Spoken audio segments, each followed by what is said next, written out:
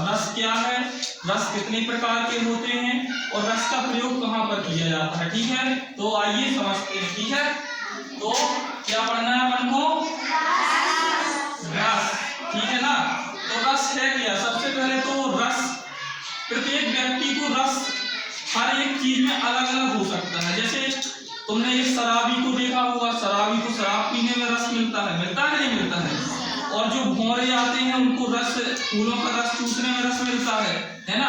और किसी पढ़ने वाले को अपनी पढ़ाई में रस मिलता है। तो अर्थात हम कह सकते हैं कि जिस व्यक्ति को जिस चीज को करने में जो खुशी प्राप्त होती है उसे हम क्या कहते हैं? रस कहते हैं।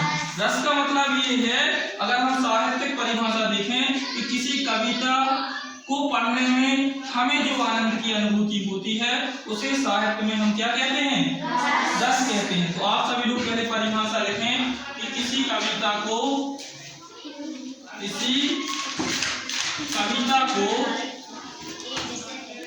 पढ़ने या लिखने में जो आनंद की अनुभूति प्राप्त होती है, अनुभूति प्राप्त होती है उसे क्या कहते हैं? उसे रस कहते हैं। क्या कहते हैं? रस कहते हैं। रस कहते हैं। रस 10 प्रकार के होते हैं। कितने प्रकार के होते हैं रस?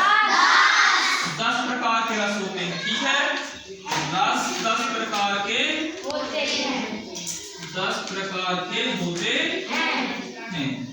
देखो, मैं आप लोगों को पहले एक से बता देता हूँ कि रस कौन कौन से 10 प्रकार के होते हैं। पहला होता है श्रृंगार रस। क्या होता है? दूसरा होता है शांत रस।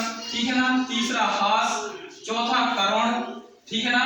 पांचवा वीर, छठवां बीभत्स, सातवां भयानक और आठवां क्या होता है? घृणा और नौवां क्या होता है? वात्सल। और एक और बचा है। कौन सा बचा है? एक और बचा है जिसका नाम है कौन सा? श्रृंगार, शांत, करुण, रौद्र, वीर, बीभत्स। क्या बचा है?